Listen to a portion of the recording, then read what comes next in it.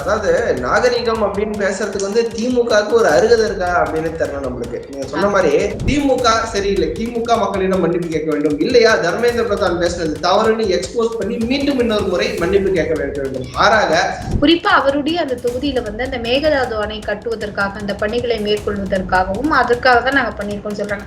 இந்த 40 எம்பிக்களும் உண்மையிலேயே பொங்கியிருக்க வேண்டும்னா 2 நாளைக்கு முன்னாடி இதுக்குதான் அதிகமா பொங்கியிருக்கணும். ராகுல் காந்தியே ஒரு பிரதமர் நம்பல, ஸ்டாலின் நம்பினாரு. அந்த அளவுக்கு ராகுல் காந்தி கிட்ட அவரு க்ளோஸா இருக்கிறாரு. அந்த அளவுக்கு இருக்கும்போது இவர் ஒரு நாள் அரை நாள் பெர்ஃபார்மன்ஸுக்கு வந்தவர் லுங்கி கட்டின்னு அப்படியே முஸ்லிமோட பயங்கரமா நான் தான் முஸ்லிம்கே அத்தாரிட்டி அப்படின்ற மாதிரி பயங்கரமா வந்தாரு.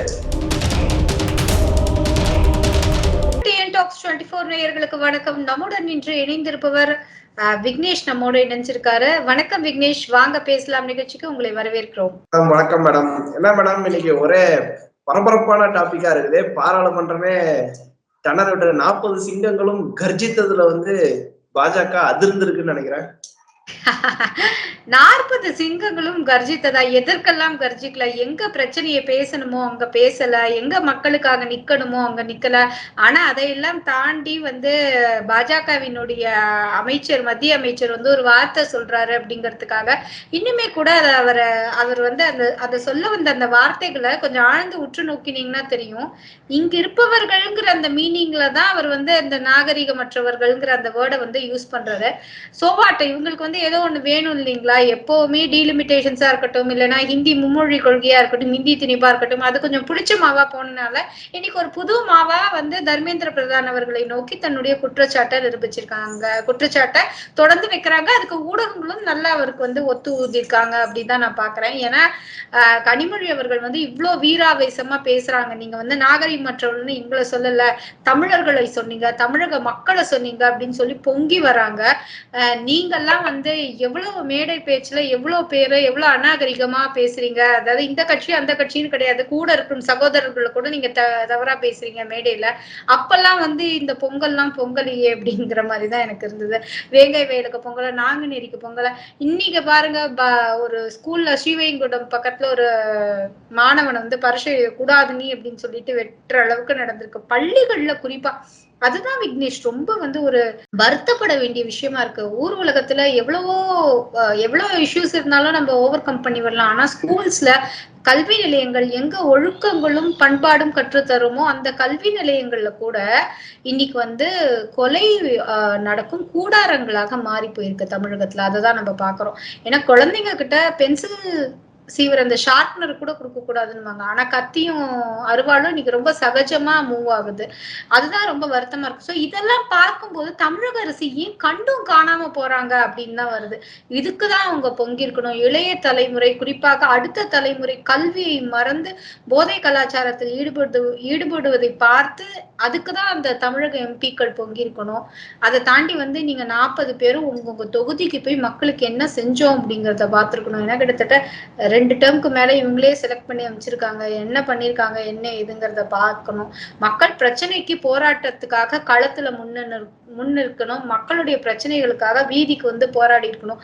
அங்கெல்லாம் விட்டுட்டு சீட்டு கொடுத்தாங்களே, ரொம்ப நேரமா நம்ம உட்கார்ந்துருக்கோமே, கஷ்டமா இருக்கேன்னு சொல்லிட்டு இன்னைக்கு பார்லிமெண்ட்ல போராடினதாதான் நான் பாக்குறேன். இதை இன்னுமே கூட கொஞ்சம் நாகரிகமா ஹேண்டில் பண்ணிருக்கலாம். அவர் பாவம் புரிஞ்சுச்சோ புரியலோ, இதேதான் பிரச்சனையா போயிட்டு போகுதுன்ட்டு நான் அப்படி சொல்லல. பட் ஸ்டில் சாரி அப்படின்னு சொல்லிட்டு ஒரு மன்னிப்பு கேட்டு அது நாகரீக அரசியலாக மாற்றியதையும் கொஞ்சம் ஓகே ரைட், முதிர்ந்த அரசியல்வாதி அப்படிங்கறத மீண்டும் ஒரு முறை நிரூபிச்சிருக்காரு தர்மேந்திர பிரதான் அப்படின்னு எடுத்துக்கிறேன். விக்னேஷ், நீங்க பாத்தீங்களா அந்த நிகழ்ச்சியெல்லாம்? எல்லாரும் எப்படி பேசினாங்க பாத்தீங்களா தமிழக எம்பிக்கள்? அதாவது நாகரிகம் அப்படின்னு பேசுறதுக்கு திமுகவுக்கு ஒரு அருகதை இருக்கா அப்படின்னு தெரியல நம்மளுக்கு. நீங்க சொன்ன மாதிரி சிவாஜி கிருஷ்ணமூர்த்தி அந்த பேர் சொன்னாலே போதும், இருக்கிற எல்லாருக்குமே தெரிஞ்சிடும் அந்த திமுகவின் நாகரிகம் அப்படின்றது என்ன அப்படின்ட்டு. இன்னும் 2-3 பேர் தெரியல, ஆனா அவங்க என்னென்ன பேசுனாங்க அப்படின்றது மக்களுக்கு நல்லாவே தெரியும். இல்ல இவங்க நாகரிகம் இல்லாம பண்றாங்க அப்படின்றது இவங்க செய்யற அரசியல் நாகரிகத்தை தான் அவர் குறிப்பிட்டாரு. ஆனாலும் இன்னொரு நாகரிகமான அமைச்சராக அவர் நான் பேசின வார்த்தைக்கு நான் ஹர்ட் பண்ணி தான் மன்னிப்பு கேட்கிறேன், வருத்தம் தெரிவிக்கிறேன் அப்படின்னு மாதிரி சொன்னாங்க. பட் மேட்டர் என்னன்னா, தர்மேந்திர பிரதான் திமுகவினரை போட்டு புரட்டி எடுத்திருக்காரு அப்படின்னு தான் சொல்லணும். நீங்க ஒரு திட்டத்தை இம்ப்ளிமெண்டே பண்ணாம எந்தெந்த நாள்ல நீங்க லெட்டர் எழுதுறீங்க, மெமரண்டம் ஆஃப் அண்டர்ஸ்டாண்டிங் MOU வந்து என்ன நாள்ல சைன் பண்ணீங்க, என்ன நாள் எழுதுனீங்க, எப்ப வந்தீங்கன்னு லெட்டரே ரிலீஸ் பண்ணிட்டாரு. அதுக்கு வந்து இவங்களுக்கு பதில் சொல்றதுக்கு திராணி இல்ல அப்படின்னு தான் சொல்லணும். இல்ல ரெண்டாவது இது மாதிரி ஓப்பனா அவங்க வெளியிடுறதுனால நாளைக்கு இவங்க சொன்ன பொய்கள்லாம் மக்கள் முன்னாடி அரங்கேறுது இல்ல, அது வந்து இவங்களுக்கு ஒரு வலியை தானே தரும் இன்டைரக்டா. எந்த அளவுக்கு அவங்க கொண்டு போவாங்க தெரியல. இன்னைக்கே வந்து பாத்தீங்கன்னா விவாதம் என்னன்னா போச்சு, மத்திய அமைச்சர் நம்மள வந்து நாகரிகமற்றவர்கள்னு தமிழக மக்களை சொல்லிட்டாரு. அதுதான் விவாதம் இந்த இடத்துல. எல்லா இடத்துலயும் விவாதம் வந்து பண்றாங்க.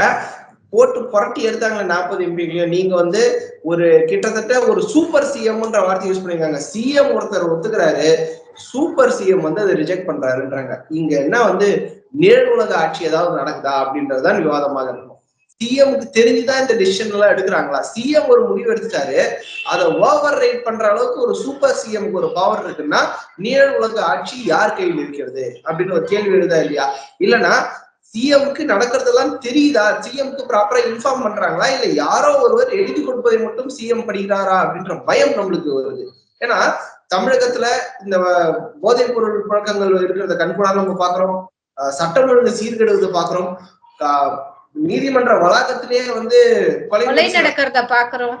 எல்லாம் நடந்ததுக்கு அப்புறமும் முதல்வர் வந்து மருத்துவமனையில மருத்துவருக்கு கல்விக்கு இதெல்லாம் நடந்ததுக்கு அப்புறம் சிஎம் வந்து சூப்பரா இருக்கு, எல்லாமே சூப்பரா இருக்கு அப்படின்னு சொல்றாருன்னா உண்மையிலேயே அவங்க சொன்ன மாதிரி ஒரு சூப்பர் சிஎம் இவங்களெல்லாம் கண்ட்ரோல் பண்ணிட்டு நான் எழுதி கொடுக்கறது மட்டும் நீங்க படிக்கப்பா, எல்லாம் சூப்பரா இருக்கு அப்படின்ட்டு ஸ்டாலின் அவர்களை கன்வின்ஸ் பண்ணி கொண்டிருக்கிறார்களா அப்படின்ற பயம் வருது. உண்மையிலே இந்த ஆட்சி ஸ்டாலின் அவர்களுக்கு இதுதான் இருக்கிறதா, இல்லை வேறு யாராவது நிழல் உலக அரசியலாக இது நடத்தி கொண்டிருக்கிறார்களா? ஏன்னா கனிமொழிக்கு எல்லாமே தெரியும் அப்படின்ற வார்த்தையும் தர்மேந்திர பிரதான் அவர்கள் உபயோகிக்கும் போது உண்மையாக ஒரு தமிழனாக ஒரு இந்திய குடிமகனாக பயம்தான் முதலில் வருகிறது அப்படின்னு சொன்னோம்.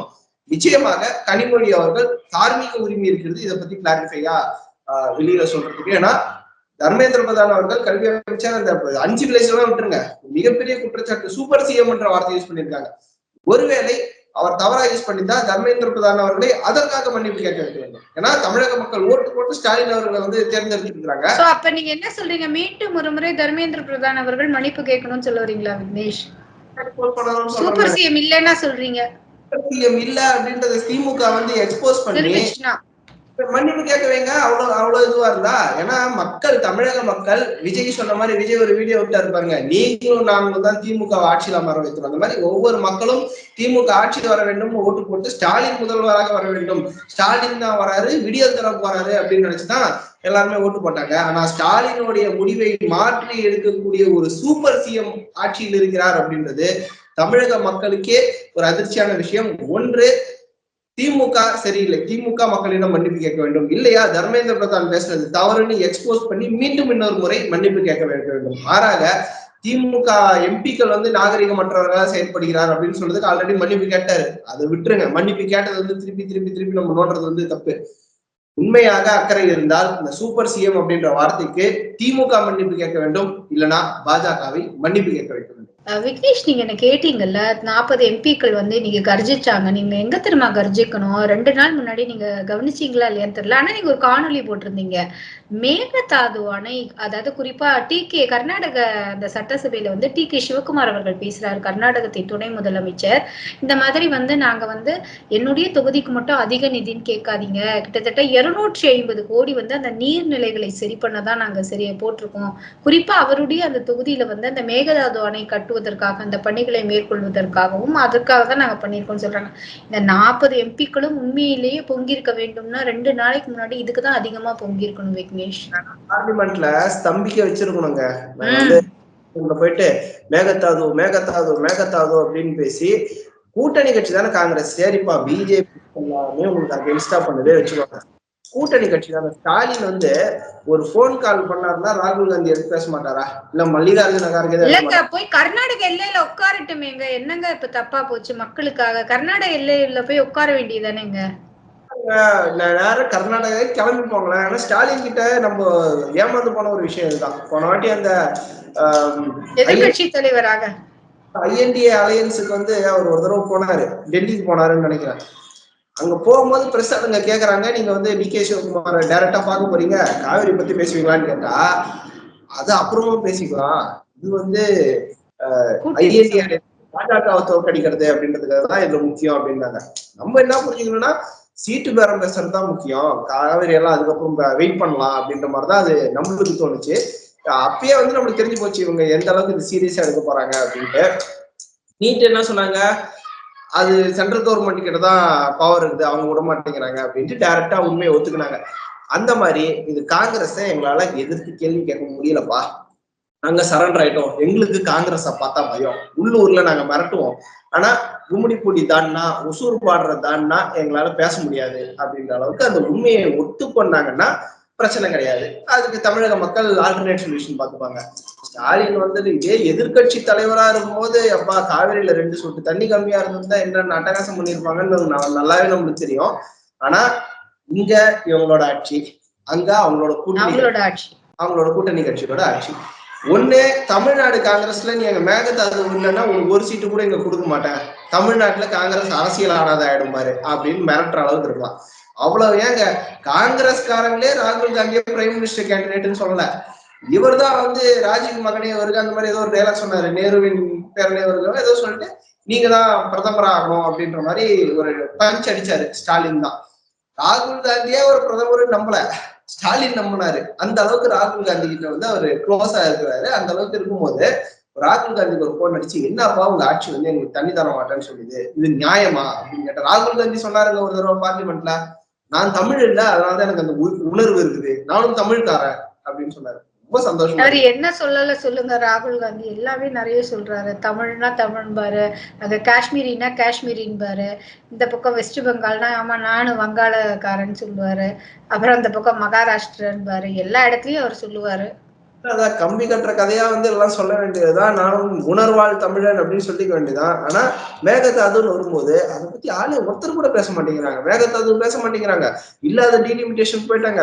இன்னைக்கு பாராளுமன்றத்துக்கு போயிட்டு மத்திய அரசு இதில் தலையிட்டு மேகதாது நிறுத்த வேண்டும், ஒரு போர்க்குரல் எழுப்ப வேண்டியதானே, இதுக்கு தானே இந்த ஓட்டு போட்டு அனுப்புறோம். இல்லாத புதிய கல்விக் கொள்கையை எதிர்க்கிறீங்க. இந்த அண்ணாமலை ஒரு தடவை சொன்னாரு பாத்தீங்களா, தயாநிதி மாறன் ஒரு கொஸ்டின் கேட்டாருன்ட்டு, யூரோப்பிய யூனியன்ல என்ன நடக்குது அப்படின்றத பத்தி இங்க ஒரு கொஸ்டின், அந்த cosmic energy coupled with atomic energy அப்படின்ற மாதிரி பயங்கரமான கேள்விகள் எல்லாம் கேட்பாங்க. தமிழ்நாட்டோட வாழ்வாதார பிரச்சனையை பத்தி கேட்கற மாதிரி ஐடியா பத்தி பேசல. வேற என்னங்க, வேற என்ன விசேஷம்? நம்ம விஜய் என்ன பண்ணாரு, அவர் பத்தி தெரியாமதான். விஜய் வந்து இஃப்தார் நோன்பு பாத்தீங்களா விக்னேஷ்? அதுல வந்து ஒரு ரொம்ப ஒரு விஷயம் சொல்லுவாங்கல்ல, அந்த முழுசா மாறின சந்திரமுகியா மாறிய கங்கா வைப்பாருங்கிற மாதிரி மாறின கங்கா. இன்னொன்னு எனக்கு ஞாபகம் வந்துச்சு, கொடுத்த காசுக்கு மேல கூடுறாங்கடா கொய்யால அப்படின்னு வடிவேல் ஒரு டைலாக் இருப்பாங்க. ஒரிஜினல் முஸ்லீமே பேண்ட் ஷர்ட் போட்டு தான் சைட்ல நின்று இருக்காங்க. இவர் வந்து ஒரு நாள் அரை நாள் பெர்ஃபார்மன்ஸுக்கு வந்தவர் வந்து லுங்கி கட்டின்னு அப்படியே முஸ்லீமோட பயங்கரமா வந்து நான் தான் முஸ்லீம்கே அத்தாரிட்டி அப்படின்ற மாதிரி வந்து பயங்கரமா வந்தாரு. பட் அடுத்த படத்துக்கான டெஸ்ட் ஷூட்ல ஏதாவது கலந்துக்கு வராரா என்னன்னு தெரியல, அந்த அளவுக்கு நல்லா பயங்கரமா மேக்கப் கீக்கப் எல்லாம் போட்டு வந்தாரு. பட் அந்த அளவுக்கு எனக்கு வந்து இம்ப்ரெசிங்கா இல்ல. ஆக்சுவலா நான் இதை எப்படி பார்த்தேன்னா விக்னேஷ், கொஞ்சம் ரொம்ப கூர்ந்து கவனிக்கும் போது எனக்கு எப்படி தெரிஞ்சிச்சுன்னா, ரொம்ப பிளான்டா, ரொம்ப நிதானமா, ரொம்ப நிறுத்தி அரசியல்ல தன்னுடைய ஒவ்வொரு பாலையும் எதிர்கொள்றாரோ விஜய் அப்படின்னு நான் பார்த்தேன். ஏன் அப்படின்னா, அவர் வந்து நீங்க பாத்தீங்கன்னா தொடர்ந்து வந்து மத்தியில வந்து பாஜகவை எதிர்க்கிறேங்கிறதும், மாநிலத்துல டிஎம்கே திமுகவை எதிர்க்கிறேங்கிறதையும் சொல்லிட்டாரு. சொல்லிட்டு உங்களுக்கு இது பிடிக்கலையா, அது ஓகே ரைட்டு, நீங்க வந்து என்ன இந்துயிசத்தை, அதாவது இந்துக்களின் உணர்வுகளுக்கான மதிப்பை வந்து சரியாக கொடுக்க மாட்டேங்கிறீங்களா, கரெக்ட், நானும் அதே மாதிரி இருக்கேன், கிருஷ்ண ஜெயந்திக்கோ மற்ற தீபாவளிக்கோ சொல்ல, ஆனா சரஸ்வதி பூஜைக்கு சொல்ல, ஆனா ஆயுத பூஜைக்கு சொன்னார் உழைப்பாளிகள்ங்கிறதுனால. அடுத்தது நீங்க பாத்தீங்கன்னா அதாவது சிஏஏவுக்கு தன்னுடைய எதிர்ப்பை பதிவு செய்தார், எதற்காக தெரியாது. மத்தியில் வந்து நீட்டை வந்து எதிர்ப்பேன் அப்படிங்கறத சொன்னாரு. அதுக்கப்புறம் வந்து இங்க வந்து பாத்தீங்கன்னா இஸ்லாமியர்கள் சிறுபான்மையினர்னு சொல்லக்கூடியவங்களுக்காக நாங்க தான் அதிகமா இருக்கோம்.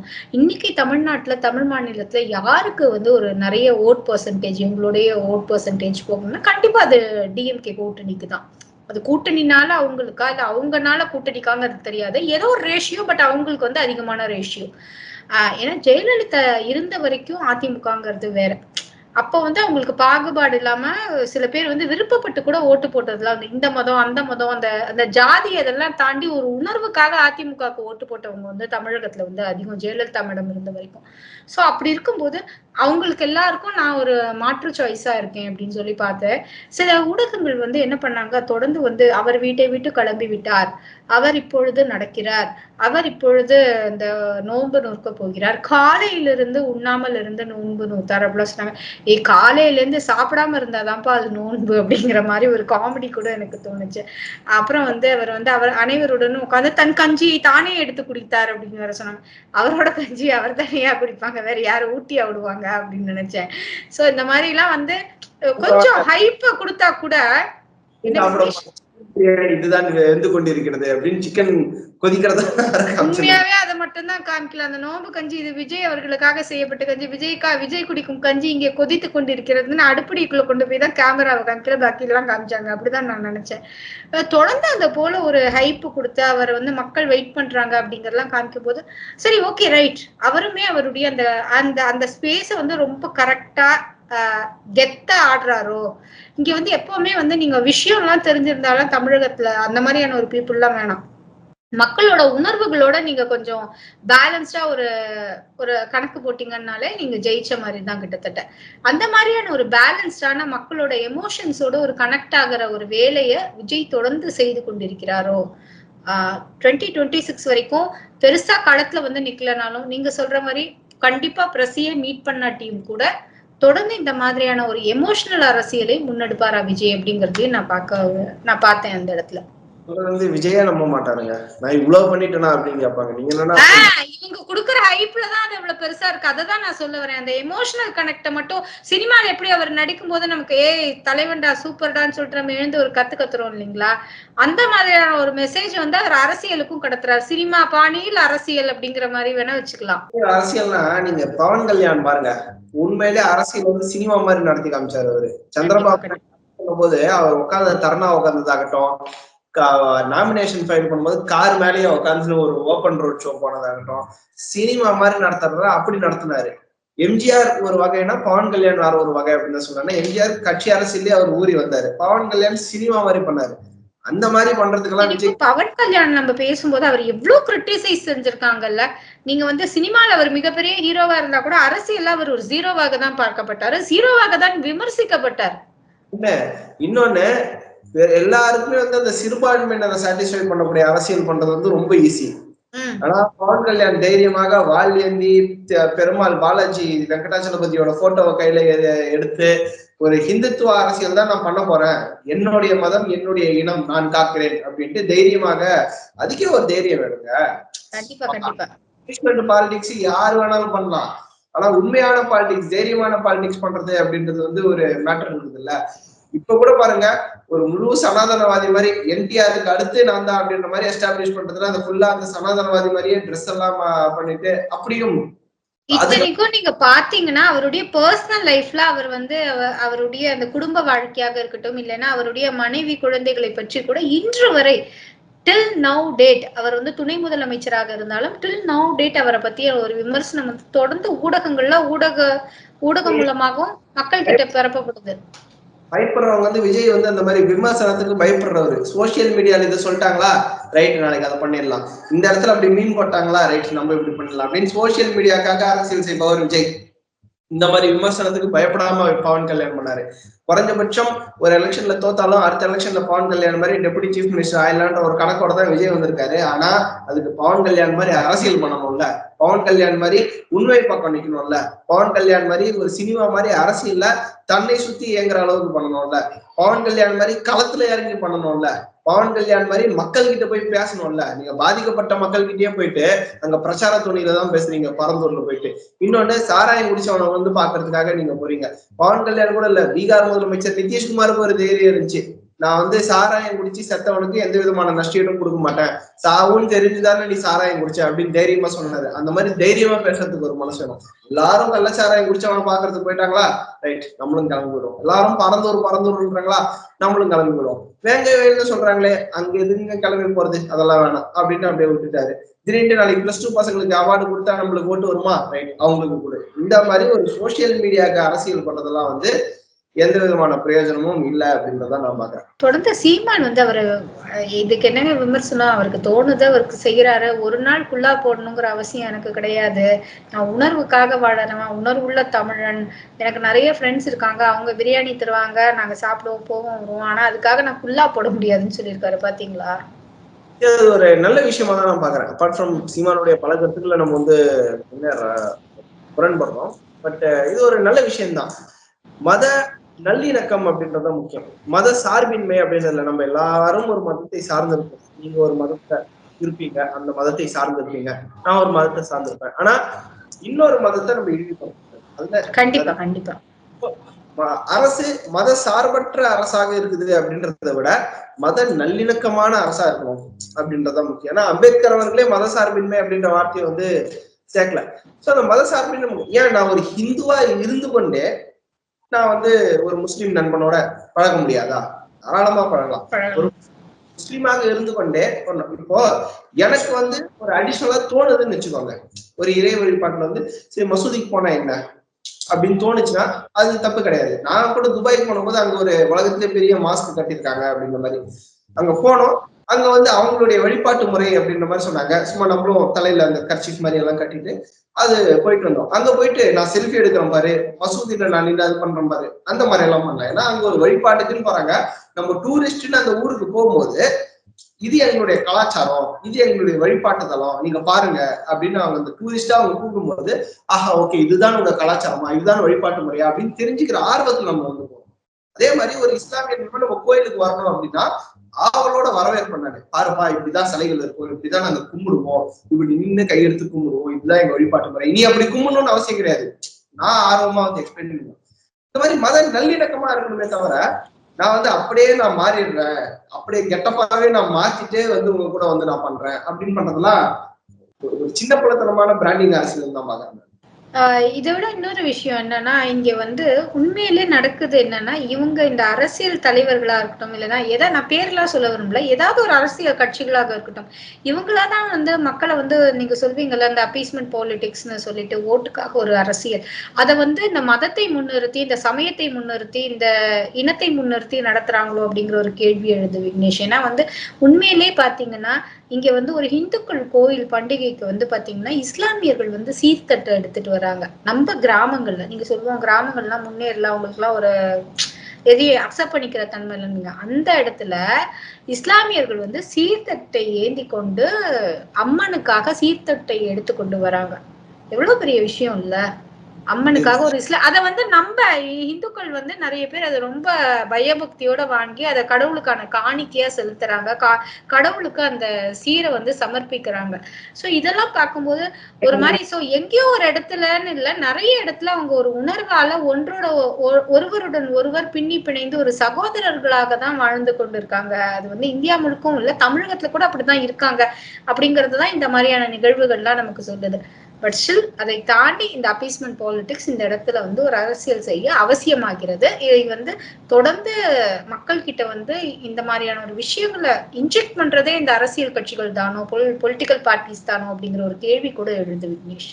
உங்களுக்கு வந்து லாபம், ஏன்னா எல்லாருமே ஒத்துமையா இருந்தா அவங்களுக்கான இது கிடையாது, பிரிஞ்சு இருக்கிற வரைக்கும் தான் அவங்களுக்கு லாபம். ஸோ அந்த சின்ன சின்ன அப்பீஸ்மெண்ட் பாலிடிக்ஸ் வந்து இவங்க பண்ணியிருந்திருப்பாங்க. ஏன்னா நார்த் இந்தியாவில வந்து அந்த அப்பீஸ்மெண்ட் பாலிடிக்ஸ் கொஞ்சம் திகற்ற அளவுக்கு ஆச்சு. அதனாலேயே பாஜக பெரும்பான்மையினருக்கான அரசியலை செய்து அவர்கள் வந்து வெற்றி பெற்றார்கள். தமிழகமும் அந்த நிலையை நோக்கி தள்ளப்பட்டு கொண்டிருக்கிறது அப்படின்றதுதான் என்னுடைய புரிதலாக இருக்கு. ஓகே விக்னேஷ், ரொம்ப நன்றி. இத்தனை நேரமும் நிறைய விஷயங்களை நம்ம ஒன்னா பேசியிருக்கோம். இனி வரும் காலங்களில் தொடர்ந்து இது போல நிறைய விஷயங்களை பேசலாம் விக்னேஷ். நன்றி, வணக்கம்.